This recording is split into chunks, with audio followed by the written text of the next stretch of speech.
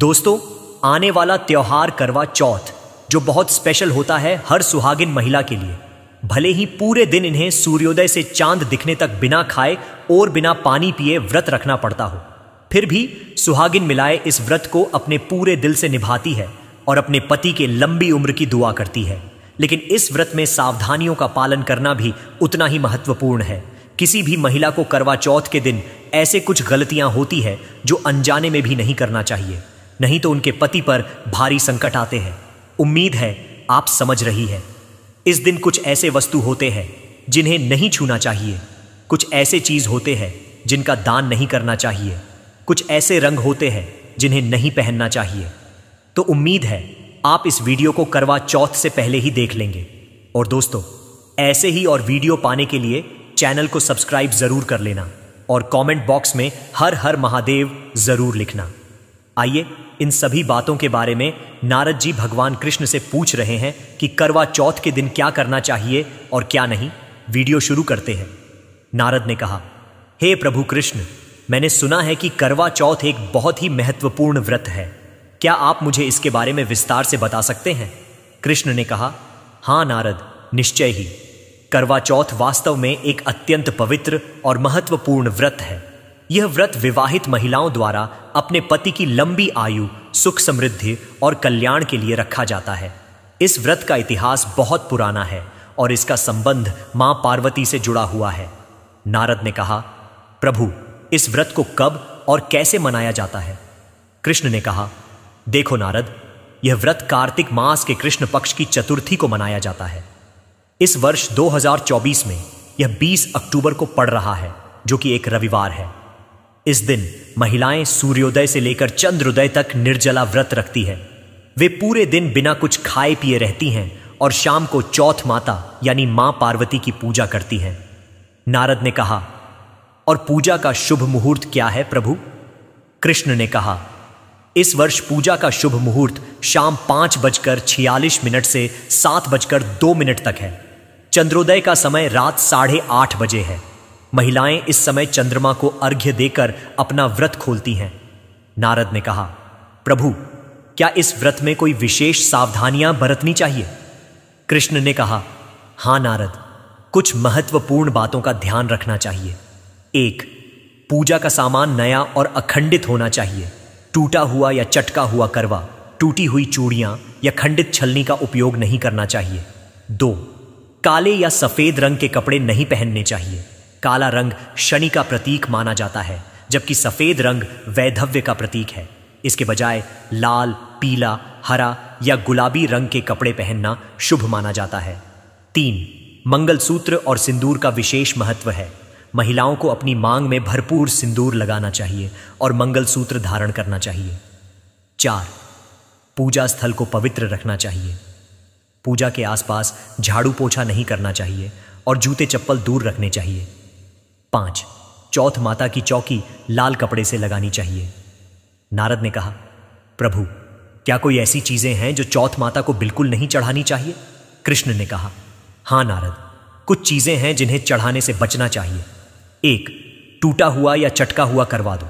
टूटी हुई चूड़ियां 3, खंडित छलनी 4, नाशपाती फल 5, टूटे हुए चावल 6, बिना पानी का नारियल। इसके अलावा फलों और मिठाइयों में पंच रंग के होने चाहिए। यह बहुत शुभ माना जाता है। नारद ने कहा, प्रभु, क्या सभी महिलाएं यह व्रत रख सकती हैं? कृष्ण ने कहा, नहीं नारद, यह व्रत मुख्य रूप से सुहागिन महिलाओं के लिए है, लेकिन कुछ विशेष परिस्थितियों में 1. गर्भवती महिलाएं डॉक्टर की सलाह से व्रत रख सकती हैं। 2. मासिक धर्म वाली महिलाएं पूजा में शामिल हो सकती हैं, लेकिन प्रतिमा को स्पर्श नहीं कर सकती। 3. बीमार पत्नी की जगह पति भी व्रत रख सकता है। 4. जिन महिलाओं का रिश्ता तय हो गया है वे भी यह व्रत रख सकती हैं, लेकिन ध्यान रहे, जो महिला अपने पति से लड़ती झगड़ती है या नफरत करती है उसे यह व्रत नहीं रखना चाहिए। यह त्योहार प्यार का है, नफरत का नहीं। नारद ने कहा, प्रभु, क्या इस व्रत के दौरान कोई विशेष भोजन या उपवास के नियम हैं?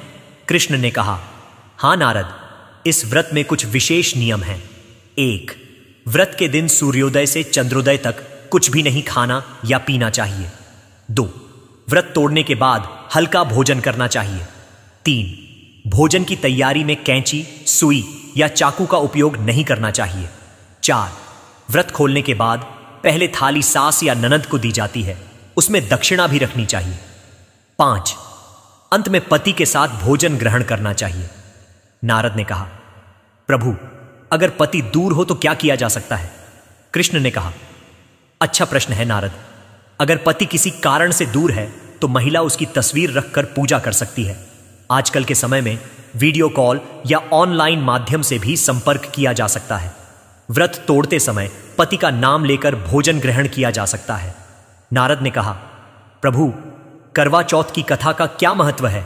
कृष्ण ने कहा, नारद, करवा चौथ की कथा इस व्रत का एक अभिन्न अंग है। कथा सुनने या पढ़ने से व्रत का महत्व समझ में आता है और इससे व्रत की सफलता भी बढ़ती है। कथा सुनते समय हाथ में थोड़े चावल रखना शुभ माना जाता है।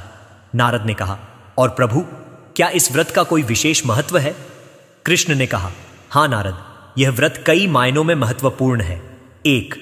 यह पति पत्नी के बीच प्रेम और समर्पण का प्रतीक है। 2. यह दांपत्य जीवन में सुख समृद्धि लाने वाला माना जाता है। 3. यह मां पार्वती के आशीर्वाद प्राप्त करने का माध्यम है। 4. यह पारिवारिक बंधन को मजबूत करता है। 5. यह महिलाओं की इच्छा शक्ति और संकल्प को दर्शाता है। नारद ने कहा, प्रभु, क्या इस व्रत में कोई गलतियां होने पर कोई दुष्प्रभाव हो सकता है?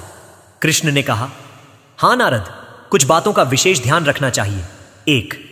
टूटे या खंडित सामान का उपयोग नहीं करना चाहिए, इससे व्रत भंग हो सकता है। 2. पूजा स्थल की पवित्रता बनाए रखनी चाहिए। 3. व्रत के दौरान क्रोध, ईर्ष्या जैसे नकारात्मक भावों से बचना चाहिए। 4. निर्धारित समय पर ही व्रत खोलना चाहिए। 5. पूजा विधि का सही तरीके से पालन करना चाहिए। नारद ने कहा, प्रभु, क्या आप कुछ और महत्वपूर्ण बातें बता सकते हैं जो व्रत रखने वालों को ध्यान में रखनी चाहिए? कृष्ण ने कहा, अवश्य नारद, कुछ और महत्वपूर्ण बातें हैं। 1. व्रत के दिन सुबह जल्दी उठकर स्नान करना चाहिए। 2. 16 श्रृंगार करना चाहिए, विशेषकर मेहंदी लगाना शुभ माना जाता है। 3. दिन भर सकारात्मक विचार रखने चाहिए और पति के कल्याण की कामना करनी चाहिए। 4. व्रत के दौरान भजन कीर्तन या मंत्र जाप करना शुभ होता है। 5. रात को चंद्रमा को अर्घ्य देते समय छलनी से देखना चाहिए। 6. व्रत खोलने के बाद पति को तिलक लगाना और आशीर्वाद लेना चाहिए। नारद ने कहा, धन्यवाद प्रभु, आपने करवा चौथ के बारे में इतनी विस्तृत जानकारी दी। क्या आप अंत में कुछ और कहना चाहेंगे? कृष्ण ने कहा, हां नारद, अंत में मैं यही कहूंगा कि करवा चौथ का व्रत केवल एक रीति रिवाज नहीं है, बल्कि यह प्रेम, समर्पण और आस्था का प्रतीक है। इस व्रत को रखने वाली महिलाओं की दृढ़ता और त्याग की भावना सराहनीय है। लेकिन याद रखें, किसी भी व्रत या अनुष्ठान का सच्चा महत्व उसके पीछे की भावना में निहित होता है। प्रेम, समर्पण और श्रद्धा से किया गया कोई भी कार्य फलदायी होता है। इसलिए चाहे कोई व्रत रखे या न रखे, पति पत्नी के बीच प्रेम, विश्वास और सम्मान होना सबसे महत्वपूर्ण है। यही सच्चे अर्थों में दाम्पत्य जीवन को सफल और सुखमय बनाता है।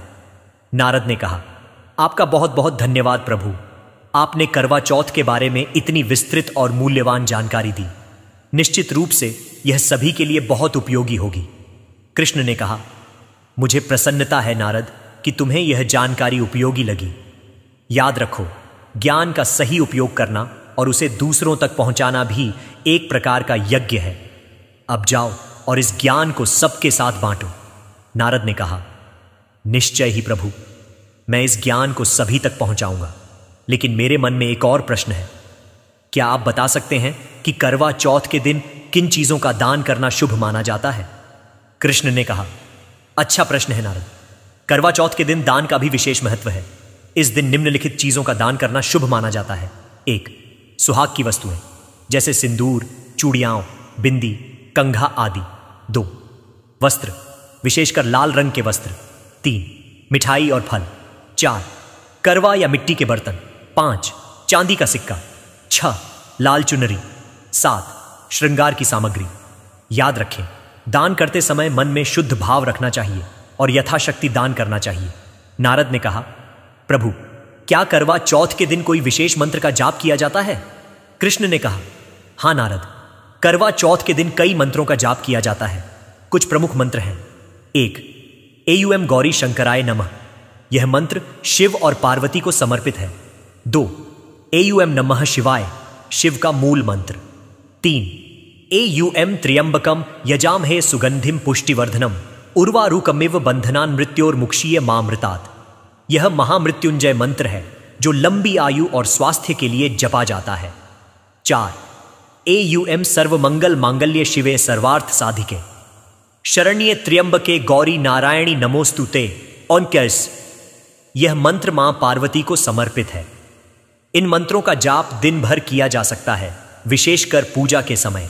नारद ने कहा, बहुत ही ज्ञानवर्धक जानकारी दी आपने प्रभु।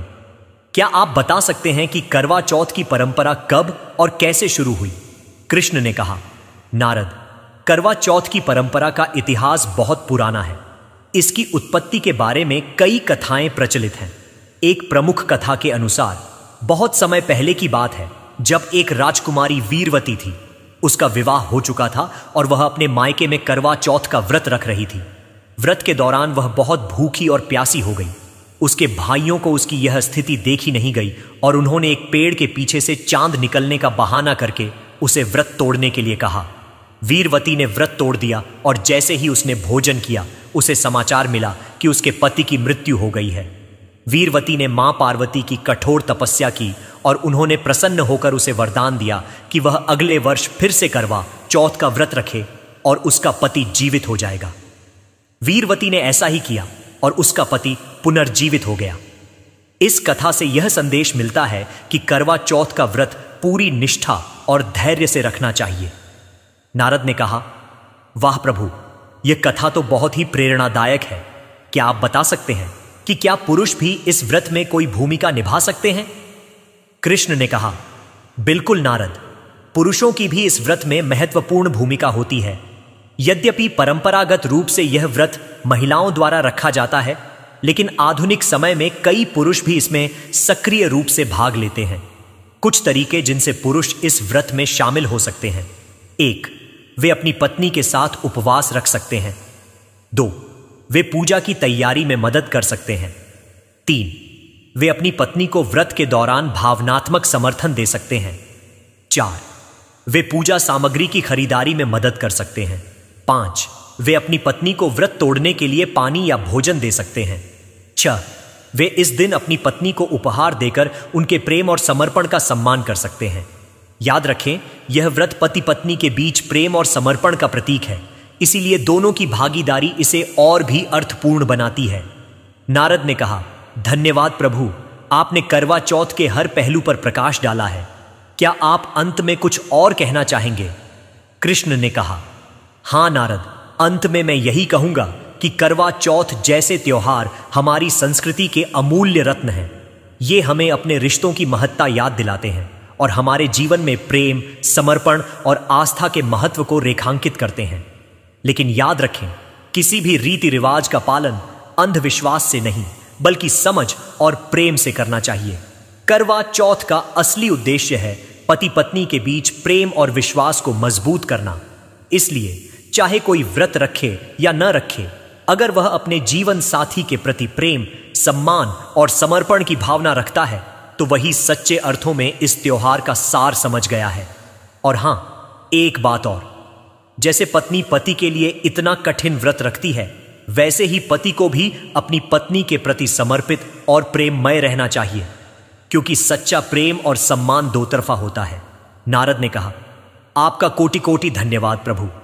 आपने करवा चौथ के बारे में इतनी गहन और व्यापक जानकारी दी है। निश्चित रूप से यह ज्ञान सभी के लिए बहुत लाभदायक होगा। मैं इस ज्ञान को सभी तक पहुंचाऊंगा ताकि लोग इस पवित्र व्रत को समझ सकें और इसका सही अर्थों में पालन कर सकें। कृष्ण ने कहा, बहुत अच्छा नारद, तुम्हारा यह प्रयास सराहनीय है। जाओ और इस ज्ञान को फैलाओ। याद रखो, ज्ञान बांटने से बढ़ता है। तथास्तु। तो मित्रों, वीडियो अच्छा लगा तो वीडियो को लाइक और चैनल को सब्सक्राइब जरूर करना।